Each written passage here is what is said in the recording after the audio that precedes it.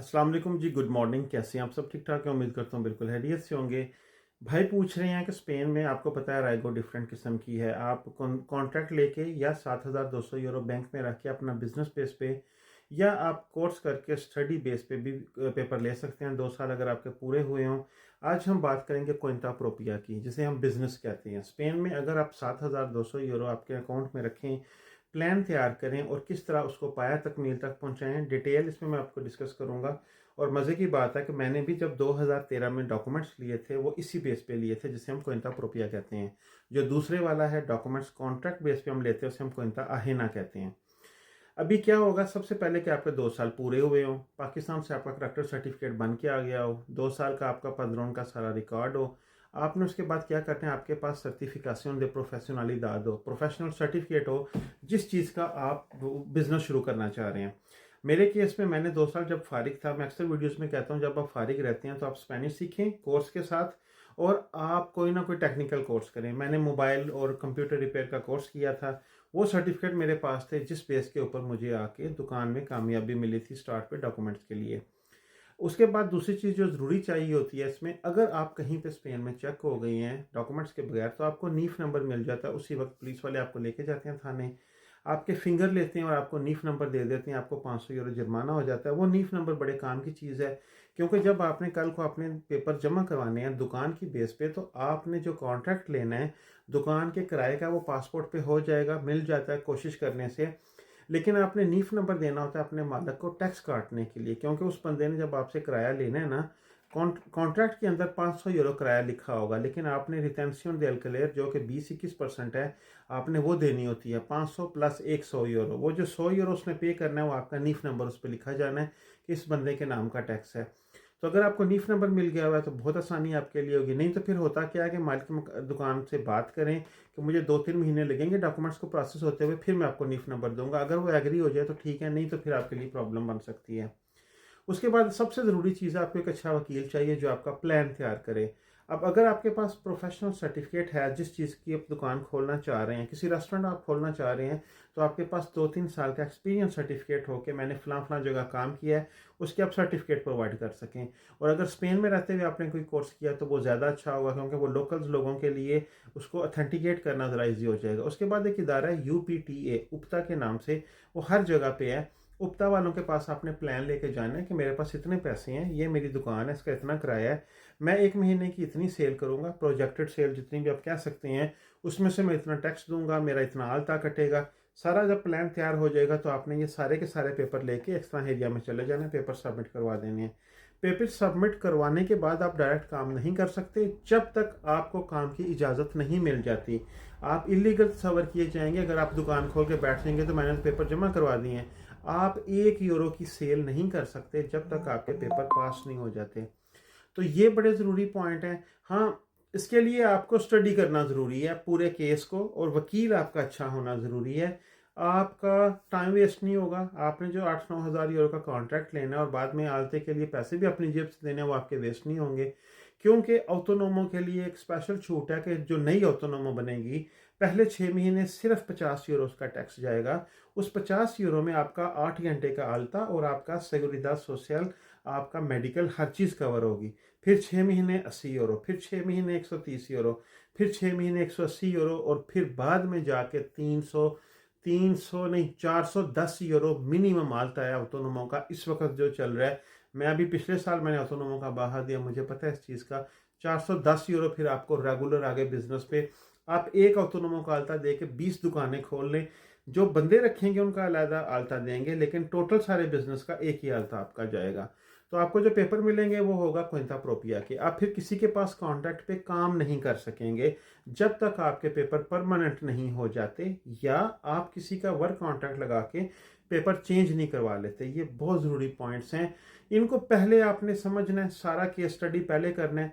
Certification दे प्रोफेशनलिदाद कहाँ से लाने, एग्जांपल देता हूँ। एक मैंने अपने पेपर जब मेरे निकले हैं, उसके बाद मैंने 10-12 लोगों के पेपर खुद ही उनको असिस्ट करके जमा करवाए। 2-3 के रिजेक्ट भी हुए थे। एक अंकल जी थे, 60 साल प्लस उनकी एज थी। अल्लाह पाक उन्हें ज़िंदगी दिया, वो पाकिस्तान चले गए हैं परमानेंटली। उन्होंने चुचलेरिया की जो स्कूल होते हैं बच्चों के, उसके साथ एक टिक्कियों टॉफ़ियों की दुकान का प्रोजेक्ट तैयार करवा कर दिया था। लेकिन स्पेनिश गवर्नमेंट ये समझती है कि अगर 60 साल प्लस कोई भी बंदा पेपर लेने के लिए कोई एक्टिविटी करता है तो साल 2 साल उसने टैक्स देना, बाद में पूरी ज़िंदगी हमारे पे उसने आ जाना पेंशन के तौर पे। तो उन्होंने उनके पेपर एक्सेप्ट नहीं किए थे कि आप महीने की इतनी सेल जनरेट नहीं कर सकेंगे, आप अपने खर्चे पूरे नहीं कर सकेंगे। 100 उसमें बहाने होते हैं, लेकिन आपने काम पक्के करने हैं। और ये वो सारी डिटेल्स हैं जो बहुत कम मुझे इंटरनेट पे मिलती हैं।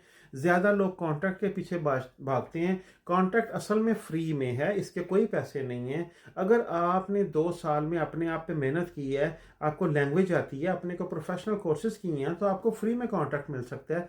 कोई भी स्पेनिश बंदा जो कहता है यार मुझे इस बंदे की ज़रूरत है, वो आपको कॉन्ट्रैक्ट देगा। कोई पैसा नहीं उस आपने देना। आलता भी वो देगा, 1200-1400 यूरो तनख्वाह भी बल्कि वो देगा।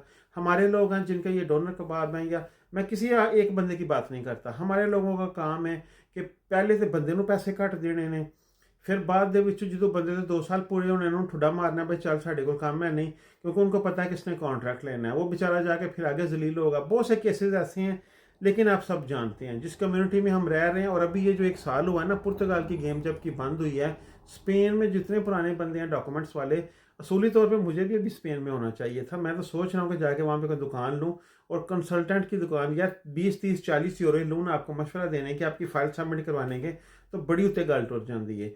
लेकिन बस अब हालात ऐसे हैं कि मैं बच्चों की पढ़ाई की वजह से जर्मनी में आ गया हूँ। जितने धक्के और जिन्ने को आंदे ना वटा गोल उत्थे होया है ना, जर्मनी में आके वो अभी नहीं हुआ। मैंने बहुत धक्के खाए हैं, डॉक्यूमेंट्स रिजेक्ट करवाए हैं।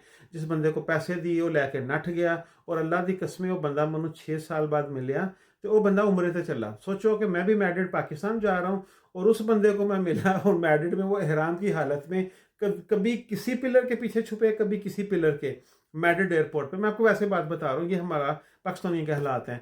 और मैंने एंड पे उसने टिंड करवाई थी, बाल उसने पहले छोटे करवा लिए थे। ये उम्रे तो चला सी उस तो पहले ही, शायद मैं पछाने ना जाऊँ। मैं उसका नाम नहीं लूँगा, बहुत से लोग जानते हैं जो मेरी कम्युनिटी में मुझे जानने वाले हैं। तो मैं आगे जाके ना मैं खड़ा हो गया, मैं कहा चौधरी साहब कितने चले हो। उसका रंग उड़ गया। 6-7 साल बाद वो मुझे बंदा मिला 2500 यूरो मेरा खा के। तो बाद में फिर मैंने कहा यार कि मैं तुम्हें वो पैसे, हकीकत है वो मुझे पता है मैंने डॉक्यूमेंट्स के बगैर कैसे वो पैसे जमा किए थे, और मेरे पेपर रिजेक्ट हुए थे। उस बंदे की वजह से मेरे वालिद साहब फौत हो गए थे उन दिनों। मैं पाकिस्तान नहीं था जा सका। मेरे अब्बू के फौत होने के बाद अल्लाह पाक उन्हें जन्नत में जगह दें, 2-3 महीने के बाद फिर मेरे पेपर बने थे ऑटोनोमो पे। मैंने दूसरी दफ़ा पेपर जमा कराए थे। तो वो बंदा ना, चौधरी साहब मैनू माफ़ कर दो, इंज हो गया इंज हो गया। मैं कहा यार मैं तुम्हें माफ़ नहीं करूँगा। जो हकीकत है कि जिन्ना तू मैनू जलील किया है ना, बाकी ना दे पैसे खसमा नू खा। टाइम वो गुजर गया, अब मैं अल्हम्दुलिल्लाह सेट हूँ। लेकिन बड़ा सोच समझ के डिसीजन लेना होता है। पैसे की कदर उस बंदे को है जिसने कमाए हैं। डॉक्यूमेंट्स के बगैर आप रह रहे हैं, 10-10 बंदों में रह रहे हैं, रोज़ खाने पकाने की सफाई की बारियां दे रहे हैं, टाल्टों तक साफ कर रहे हैं। 2 साल पूरे होते हैं तो आप पता नहीं कैसे करके कॉन्ट्रैक्ट लेते हैं, और वो कॉन्ट्रैक्ट वो आपसे फ्रॉड हो जाता है। तो फिर सोचें आपके साथ क्या होता है। तो कोशिश करें कि अगर आपके पास 2 साल हैं, 2 साल में लैंग्वेज सीखें, प्रोफेशनल कोर्स सीखें, भले 2-4 महीने का सीखें, ये आपके बड़े काम आने वाली चीज़ें हैं। कसम से मुझे याद है जब मैं ट्रेन में बैठ के, मैं रहता था अमोरे बियता, पास वास्को में एक गाँव है, और पुर्तगाले से समंदर पे तकरीबन 1.5 घंटा लगता था हमारी ट्रेन पे आने का, 1.5 घंटा जाने का। तो मैं सोचता था यार मैं किस चक्कर में पड़ा हूँ, इसका फ़ायदा तो कोई है नहीं। लेकिन जब मुझे पेपर मिले थे ना पहली दफ़ा, और मेरे कार्ड पे लिखा हुआ था कि तरहता प्रीमेरा पर कोइंता प्रोपियत, मैं कह रहा था देख लो यार, अल्लाह पाक के काम है कि रब जो करता है सही करता है। टाइम को ज़ाया ना किया करें। जो टाइम आपके पास डॉक्यूमेंट्स के बगैर है, इसको इस्तेमाल करें, यूज़ करें, और इसका बेहतर तरीके से सोचें कि मैंने 2 साल के बाद अपने आप को कैसे तैयार करना है कि मेरे पास 7,200 यूरो हो, अच्छा सा वकील हो, प्रोजेक्ट तैयार हो, दुकान मिली हो, मैं एक दुकान अपना बिजनेस स्टार्ट कर लूँ। अल्लाह पाक आपके लिए आसानियाँ पैदा करें। मैं हाजिर हूँ किसी किस्म की भी इंफॉर्मेशन लेने के लिए। अगर आपको कोई इन्फॉर्मेशन चाहिए, मैं कोशिश करता हूँ डेली बेस पर 2-4 कमेंट सेलेक्ट करके उनका रिप्लाई कर दिया करूँ। आजकल हमारी बहुत बिजी लाइफ चल रही है, अमेज़ॉन प्राइम का टाइम है, और मेरी जॉब अमेज़ॉन के साथ कनेक्टेड है, तो उस वजह से फिर मुझे वक्त कम मिलता है। मेरी अक्सर वीडियोज़ आप देखेंगे या गाड़ी में होती हैं या दफ्तर में होती हैं। आज मुझे छुट्टी है, तो आज मैं घर का चौधरी बना हूँ, घर में बैठ के वीडियो बना रहा हूँ। बाकी ठीक है, इंशाल्लाह दुआ में याद रखिएगा। फिर मिलेंगे। अल्लाह हाफिज़।